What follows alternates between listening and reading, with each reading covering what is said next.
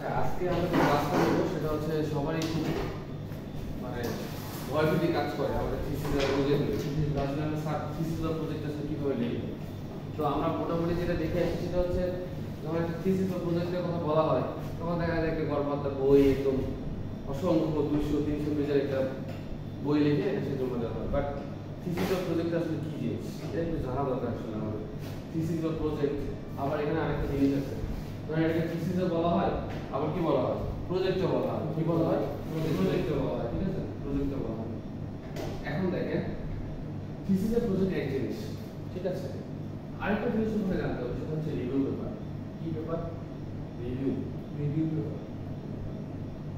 আচ্ছা, এখন এই দুটোর মধ্যে একটা বেসিক পার্থক্য আছে। থিসিস প্রজেক্ট আর রিভিউ পেপারের মধ্যে একটা পার্থক্য আছে, সেটা হচ্ছে থিসিস বা প্রজেক্ট বলতে আমরা কি বুঝি? থিসিস বা প্রজেক্ট বলতে আমরা যেটা বুঝি সেটা হচ্ছে আমরা নতুন কিছু ইনোভেটিভ কিছু আবিষ্কার করব। অর্থাৎ ধরো তুমি একটা কোনো কিছু নিয়ে কাজ করবা, এটা ক্ষেত্রে একটা নতুন আউটপুট পাবা। যে আউটপুটটা, যেহেতু আমরা টেক্সটাইল ব্যাকগ্রাউন্ডে, তুমি যে আউটপুটটা পাবা ওই কোশ্চেনে যে আউটপুটটা পাচ্ছ, হ্যাঁ ওয়ালাইকুম সালাম, তুমি যে আউটপুটটা পাচ্ছ টেক্সটাইলে, সেই আউটপুটটা তুমি কি কাজে লাগাতে পারবে। তুমি আউটপুটটা কি করতে পারবে? কাজে লাগাতে পারবে, ঠিক আছে। এটা হচ্ছে থিসিস বা প্রজেক্ট।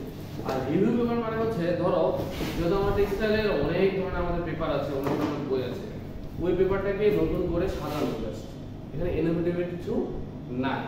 বাট এই থিসিস বা প্রজেক্টে কিন্তু ইনোভেটিভ কিছু আছে। কারণ হচ্ছে তুমি যখন একটা কোনো কিছু নিয়ে কাজ করবা, ওই কাজের জন্য একটা নতুন আউটপুট পাবো।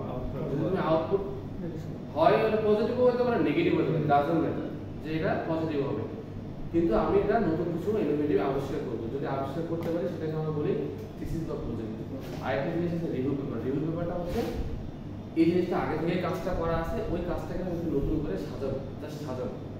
ধরো একটা টেবিল আছে, ধরো এরকম আছে র ম্যাটেরিয়াল, হ্যাঁ, তারপর কি ফাইবার, তারপর ধরো ইয়ার্ন, তারপর হচ্ছে ফিল্ম, ঠিক আছে। ধরো এরকম একটা হচ্ছে একটা পেপারে এরকম করে দেওয়া আছে, সাজানো আছে। তুমি কি করবা? রিভিউ পেপার যদি তুমি লেখো তাহলে তুমি এই জিনিসটা কি করবা? যেহেতু এভাবে লেখছে তুমি এটাকে সাজাবো, তুমি কি করবা? এভাবে করবা, তুমি জাস্ট এভাবে এটা হলো রিভিউ পেপার। মানে হচ্ছে রিভিউ পেপার মধ্যে ইনোভেটিভ কিছু থাকে না, এই কাজটা আগে থেকে করা আছে, বাট ওরা যেভাবে সাজাবে তুমি একটু সাপল বলে না, যে আলাদা করে সাজানো, সেই জিনিসটাকে বলা হয় রিভিউ পেপার, ঠিক আছে। সো যে জিনিসটা লাগে সেটা থিসিস বা প্রজেক্ট, আমরা এটা অনেকেই ভুল করে থাকি। এখন প্রথমত কাজ কি? থিসিস বা প্রজেক্ট আমরা যখন দিই তখন আমাদের প্রধান কাজ কি থাকে? প্রথম আমাদের যে কাজটা থাকবে সেটা হচ্ছে কোনো জায়গা থেকে কপি না করা, কোনো জায়গায় কপি না করা।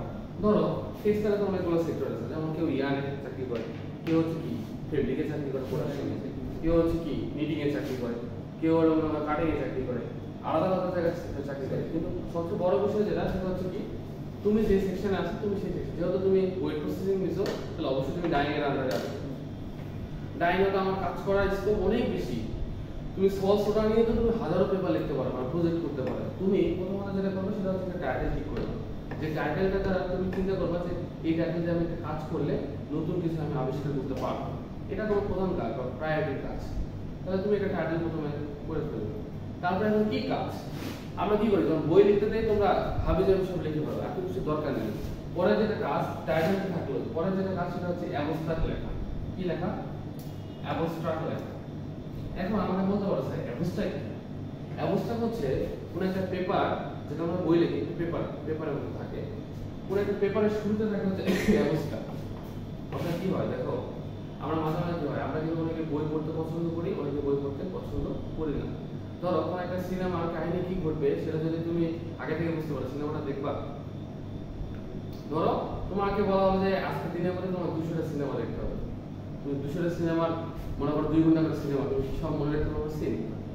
বাট 200টা সিনেমার যদি সামারাইজেশন তোমাকে বলা হয় তাহলে তোমার অনেকটা কিন্তু মনে থাকবে, না?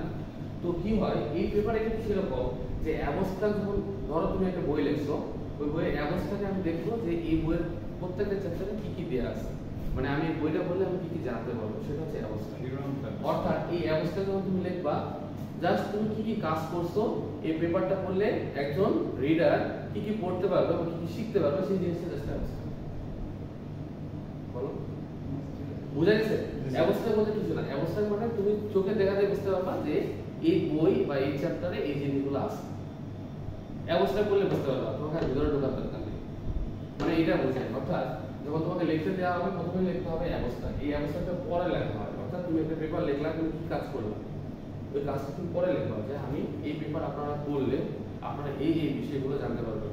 আমরা এই পেপারে এটা নিয়ে কাজ করছি, এই কাজ করলে ডাইনি এমন উন্নতি হবে, এই ইমপ্রুভমেন্টটা হবে, কস্ট কমবে, এরকম টাইপের কথাবার্তা থাকে অবস্থা। বুঝে গেছে? জাস্ট অবস্থাতে এই জিনিসগুলো লেখা সর্বোচ্চ 150 ওয়ার্ড বা 200 ওয়ার্ড বা 250 ওয়ার্ড হবে। এত হাবি যাবে লেখা কোনো দরকার নেই। আমি এটাই প্রিফার করি, এই জন্য তোমাদেরকে এটার উপর একটা ক্লাস নিচ্ছি, কেন তোমরা এই ফিউচারে কখনো ভুল না করো। তারপর যেটা লেখো সেটা হচ্ছে কি ওয়ার্ড। তারপর কি কি ওয়ার্ড, কি ওয়ার্ড মানে কি, ধরো কিওয়ার্ড লিখতে হয় সর্বোচ্চ 5টা, বিভিন্ন পেপারের রিকোয়ারমেন্ট থেকে 5টা সর্বোচ্চ কিওয়ার্ড। তুমি যে পেপারটা লিখবা এটা জাস্ট 5টা কিওয়ার্ড দিতে হবে। কিওয়ার্ড বলতে বোঝানো হয় যে এই যে তুমি পেপারটা লিখলা বা বইটা লিখলা, এখান থেকে মানুষ এই 5টা নতুন ওয়ার্ড জানতে পারছে। ধরো টেক্সটাইল, অনেকে জানো না টেক্সটাইল, ধরো ডাইন, ধরো রেজ, মানে এই যে ওয়ার্ডগুলো লিখবো এই ওয়ার্ডগুলো আপনাদের তোমার ওই পেপারে থাকতে হবে। ক্লিয়ার? তারপরে আসো ইন্ট্রোডাকশন, তারপরে আসো ইন্ট্রোডাকশন, তারপরে আসো ইন্ট্রোডাকশন। তো ইন্ট্রোডাকশনে কি করবা? ইন্ট্রোডাকশনের কাজ হচ্ছে তুমি যে টাইটেলটা ঠিক করছো এই টাইটেল সম্পর্কে সামারাইজেশন। ধরো তুমি কটন ফেব্রিক নিয়ে কাজ করছো, তুমি কটন ফেব্রিক সম্পর্কে মোটামুটি ইনফরমেশনগুলো তুমি ইন্ট্রোডাকশনে লিখবে। ধরো তুমি পলিস্টার নিয়ে কাজ করতেছো, পলিস্টার ফেব্রিকের ইনোভেটিভ কিছু নিয়ে তুমি কথাবার্তা বলবো, যে পলিস্টার ফেব্রিক কিভাবে আসছে, কিভাবে রিঅ্যাকশন করে, কি ডাইস ইউজ করা, স্প্রে ইউজ করা, এই জিনিসগুলো কই থাকবে? ইন্ট্রোডাকশনে থাকবে। সো আলাদা করে নতুন কিছু লেখার দরকার নেই। এখানে তুমি যে টাইটেলটা ঠিক করবা যে preparation of cotton retail fabric by among surfactant বা সল সোডা, তো কটন সম্পর্কে তুমি লেখো যে শুধু কটন সম্পর্কে কি, কটনটা কই থেকে আসছে, ইনগ্রেডিয়েন্টস কত, পার্সেন্টেজ কত, এটা আসলে ভালো কাজে লাগে কিনা, সহজ অল্প কিনা, এই কথাগুলো তুমি ইন্ট্রোডাকশনে লেখো। আলাদা করে তো লেখার দরকার নেই। তারপর ইন্ট্রোডাকশন, তারপর কি লিখবা?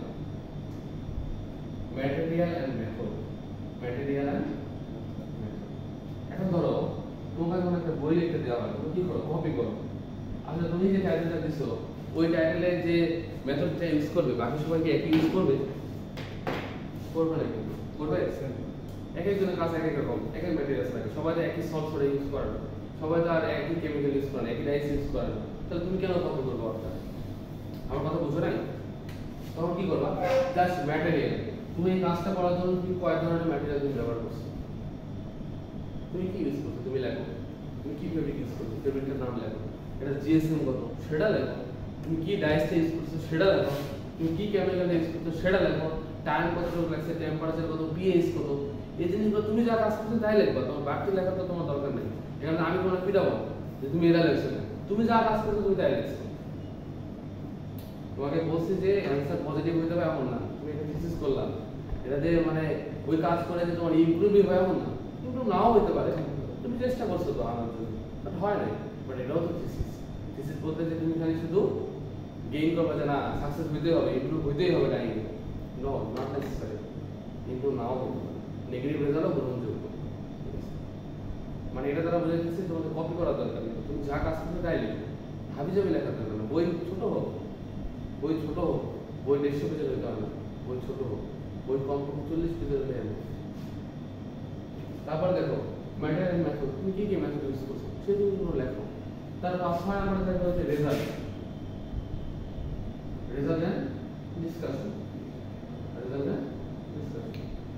এখন দেখো তুমি একটা কাজ করার পর কি কি রেজাল্ট পাই, কি টেস্ট করছো, তুমি লিখতে পারবে না যে আমি এত গ্রাম ফেব্রিক নিয়েছিলাম, এত গ্রাম ডাইস দিয়ে ব্যবহার করছি, এটা এই ধরনের হয়েছে, ওয়েট লসটা এত হয়েছে, অ্যাবজর্ব হয়েছে এমন হয়েছে, হোয়াইটনেস ইন্ডেক্সটা এমন হয়েছে, ঠিক আছে।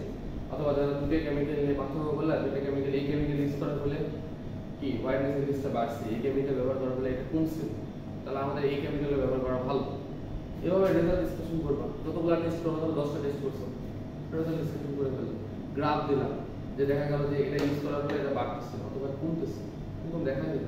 গ্রাফ করা তো অনেক ইজি, এক্সেল নিয়ে বসালে বেলুন টেবিল থেকে বসালে এমনি গ্রাফ হয়ে যাবে। 7 নাম্বার কনক্লুশন। কনক্লুশনে কি থাকে? কনক্লুশন থাকে হচ্ছে এই যে তুমি টেস্ট করলা, এই টেস্টগুলো করার ফলে তুমি একটা ফলাফল পাইছো, হয় পজিটিভ হয় নেগেটিভ। তুমি ওই কনক্লুশনে ওই জিনিসগুলো উল্লেখ করো, সেটা হচ্ছে আমি এই টেস্ট করার ফলে এই রেজাল্টগুলো পাইছি, এটা পজিটিভ আসছে, এটা বাড়ছে, এটা কমছে। তাহলে আমার ক্ষেত্রে মনে হয় যে এই ডাইসটা ইউজ করা ভালো হবে, অথবা এই ডাইসটা ব্যবহার করা ঠিক হবে না ডাইং ইমপ্রুভমেন্টের জন্য। That's enough. লাস্টে একটা জিনিস হচ্ছে রেফারেন্স। এই জিনিসটা রেফারেন্সিং করতে হয়, ঠিক আছে? তোমরা কি করো সেটা হচ্ছে রেফারেন্স বলতে হচ্ছে ইনফরমেশন নিয়ে। তুমি যে গাড়িটা ঠিক করবা, এটা তো মানুষ অনেকে কাজ করে দেবে। তো তুমি এই পেপারগুলো যে ইনফরমেশনগুলো নিছো মানুষের থেকে, ওই ইনফরমেশনগুলো নিলে রেফারেন্স দিতে হয়। কি দিতে হয়? রেফারেন্স দিতে হয়। মাঝে আমরা ফেসবুকে পোস্ট করি না, কিন্তু কি লিখে দেয়? কপি ফ্রম আদার্স, মানে সি লিখে দেয়, মানে যে আরেকজনের পোস্ট আমি কপি করে দিচ্ছি, মানে ক্রেডিট দেওয়া, মানুষকে ক্রেডিট দেওয়া। এটা তো তোমার নিজস্ব পোস্ট না, তাহলে তুমি ক্রেডিট দিবা না কেন? মানে এরকম, মানে এটা দ্বারা বোঝানো হয়, এই রেফারেন্স দ্বারা বোঝানো হয় যে তুমি যে লিখবা লেখাগুলো, তুমি অনেকটা ওই জায়গা থেকে ইনফরমেশন নিবা, ওই জায়গা থেকে নিবা, তো ওখানে কি দিতে হয়? রেফারেন্স দিতে হয়, যে এটা হচ্ছে অমুক পেপার থেকে নেওয়া হয়েছে, ওই রেফারেন্সগুলো দিয়ে দিতে হয়। জাস্ট এতটুকুই। তুমি যদি বই একটু সুন্দর করে লিখতে পারো, আর কিছু লাগবে না। আমি থিসিসও লিখতে দেই, হাবি যাবে একটা বই কপি করে যা আছে উল্টা পাল্টা। আরে ভাই, আমার তো দরকার নেই। প্রথমে কভার পিছনে যে জিনিসগুলো থাকে, এগুলো কয়েকদিন থাকবেই, থাকার পরে এই জিনিসগুলো তুমি লেখো। আমি তোমার বই আমি দেখতে চাই, আমি নিব না, দরকার নাই। তাহলে কি করবো? যতটুকু কাজ করবো ততটুকু লেখো। বুঝে গেছে? এটা কিন্তু খুব গুরুত্বপূর্ণ একটা জিনিস ছিল যে তোমরা আসলে পেপারটা কিভাবে লিখবো। জাস্ট এই কটা বিষয় থাকবে, এই কটা বিষয় যদি লেখো, আর কিছু লাগবে না। বই তো দুইটা হবে, প্রজেক্ট একটা ইন্টার্নশিপ। বই দুটো মানে? হ্যাঁ, এটা গেল থিসিস বা প্রজেক্ট। এটা মোটামুটি করা যাবে। এই আগে থেকে যারা আমার থিসিস করবা, এই আগে থেকে আমার সাথে লিখে নিতে হবে, বেশি দরকার নেই। আর এটা জিনিস রাখবো, সেটা হচ্ছে কি ইন্টার্নশিপের বই। হ্যাঁ, ইন্টার্নশিপ। এখন দেখো, এটা কিন্তু খুব গুরুত্বপূর্ণ। এখন তোমাদের জন্য গুরুত্বপূর্ণ বেশি না, কারণ হচ্ছে তোমরা অলরেডি দেখছো চাকরি করো, তোমাদের জন্য বিষয়টা আমি ইজি। যারা নতুন, যারা রেগুলার স্টুডেন্ট আছে, তারা তো ইন্টার্নশিপটা ওদের জন্য বাধ্যতামূলক, কারণ সবগুলো সেকশন সম্পর্কে জানা না। ইভেন তোমরা চাকরি করো, হয়তো তোমরা সব সেকশন সম্পর্কে না জানলে, তুমি যে সেকশনে চাকরি করো এটা ধারণা তোমার কাছে আছে, আলহামদুলিল্লাহ। এখন দেখো ইন্টার্নশিপের ক্ষেত্রে কি করা হয়। ইন্টার্নশিপের ক্ষেত্রে যেটা করতে হবে, ধরো কতগুলো সেকশন আছে আমাদের, টোটাল 4টা সেকশন। কয়টা সেকশন? 4টা। ধরো অ্যাপারেল। এখন অ্যাপারেলের মধ্যে তো অনেক কিছু আছে। ধরো অ্যাপারেল মোটামুটি 4টা সেকশন সম্পর্কে তোমাদের ইন্টার্নশিপ বইয়ে লিখতে হবে। এটা একটু বই বড় হয় ইন্টার্নশিপ। তাহলে অ্যাপারেলের মধ্যে কি কি আছে পার্ট? তোমার ধরো ক্যাড সিস্টেম হতে জানো, ক্যাড মানে তো জানো, সিএডি মানে কি? Computer aid design. ক্যাড, তারপর হচ্ছে কাটিং। কাটিং করা হয় না? কয়ভাবে করা হয় কাটিং? সুইং, তারপর কি প্রেসিং, আরো অনেক কিছু আছে, আমি বলতেছি। প্রেসিং, তারপর কি ফিনিশিং, প্যাকিং, কার্টুনিং, এগুলো তাই না? প্যাকিং, কার্টুনিং, আবার আগে আরো অনেক কিছু আছে, সেটা হচ্ছে কি মার্কার, তাই না? প্যাটার্ন। তো কি করবো তোমরা, ধরো অ্যাপারেলের মধ্যে এই সেকশনগুলো সম্পর্কে তুমি লিখবে অ্যাপারেলের জন্য। তারপর ওয়েট, ওয়েট প্রসেসিং এর জন্য তুমি কি করবে? এটা তোলা হয়েছে না মোটামুটি? ওয়েটের জন্য তুমি কি করবে? ওয়েট প্রসেসিং এর জন্য কি করবে? ওয়েটের জন্য তুমি কি করবে বলো? প্রথমে তুমি কি করবে? স্পিড ট্রিটমেন্ট সম্পর্কে লিখবে না, এত কিছু লাগবে না। তিনটে section: speed treatment, dyeing, printing, dyeing printing আর কি ফিনিশিং।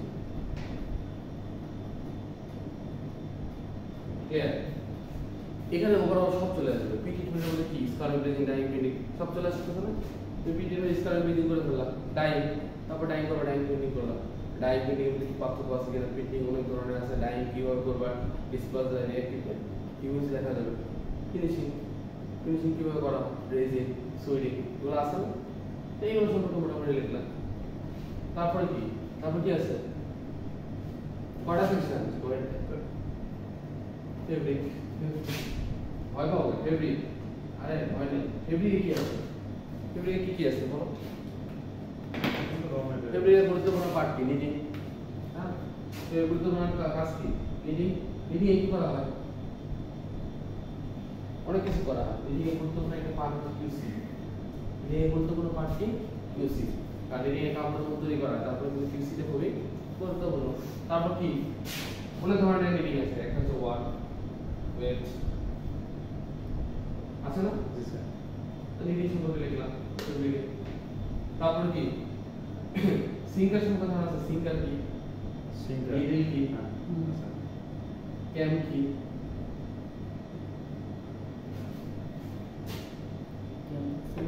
নিডলের ডিজাইন যেটা হয় সেটা ক্যাম হচ্ছে one kind of device. Cam is one kind of device. Device. Sinker কি? সিঙ্কারের কাজ কি? হোল্ডিং ডাউন, নকিং ওভার, হ্যাঁ? Holding down imports, holding down, knocking over. নিডলের কাজ কি? নিডল কাজ কি? কাপড় এগুলো তো জানো। কয়টা পার্ট? এদিকে মেইন এলিমেন্ট কয়টা? গুরুত্বপূর্ণ পার্ট আছে সিঙ্গার, নিডল আর ক্যাম। এটা পড়ছো না ফেব্রিক?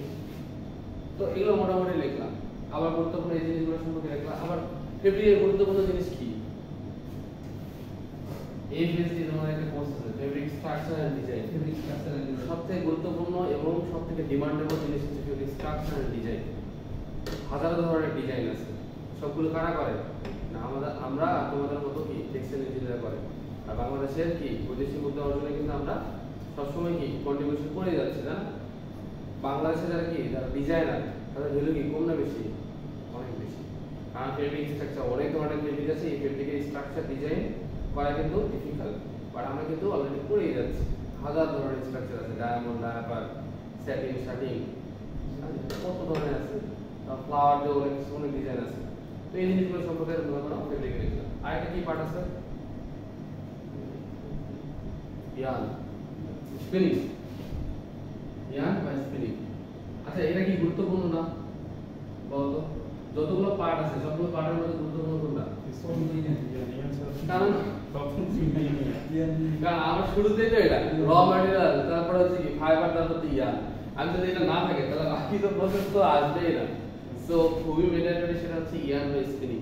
তো ইয়ার্ন বা স্পিনিং এর মধ্যে তো অনেক কিছুই আছে, তাই না? ইয়ার্ন ডাইং সম্পর্কে লিখতে পারো।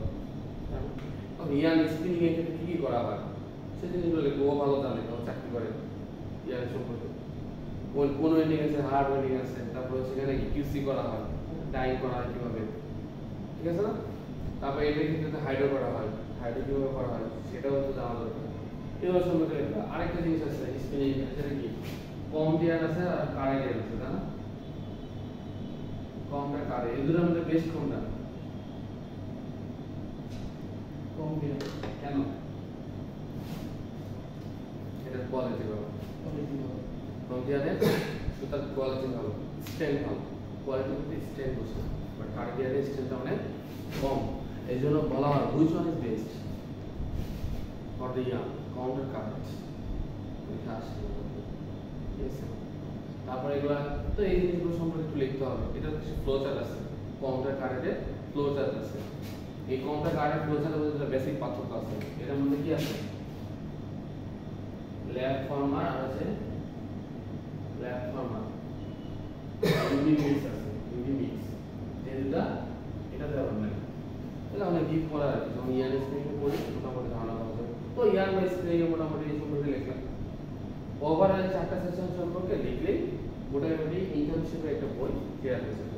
মানে যেটা বলার চেষ্টা করলাম আমি, সেটা হচ্ছে যে মেইন যে সেকশনগুলো আছে এই সেকশনগুলো ইন্টার্নশিপের বইয়ে অ্যাড করলে হয়ে যাবে ইন্টার্নশিপের বই। কোনো কনফিউশন আছে? আছে কনফিউশন? সো যদি কখনো বলা হয় ইন্টার্নশিপের বই তোমার কি থাকবে, এই বিষয়গুলো যে মেজর যে চারটা পার্ট আছে, মেজর যে বিষয়গুলো, এই মেজর বিষয়গুলো তুমি বইয়ে ঠিক করো, তাহলে ইন্টার্নশিপ বই হয়ে যাবে। আর প্রজেক্টের জন্য যেভাবে বললাম জাস্ট এই কটা জিনিস থাকলে প্রজেক্টের বইটা হয়ে যাবে। ভাবে যদি কোনো কিছু লেখা কোনো দরকার নেই, ঠিক আছে? ক্লিয়ার? তো এটা খুব গুরুত্বপূর্ণ ছিল যে তোমরা অনেক কনফিউশন থাকলে কীভাবে লেখা দরকার, বাট চেষ্টা করলে এই জিনিসগুলো লিখলে তোমরা জানো বেটার কনফিউশন। ঠিক আছে? কোনো কোশ্চেন আছে? না স্যার।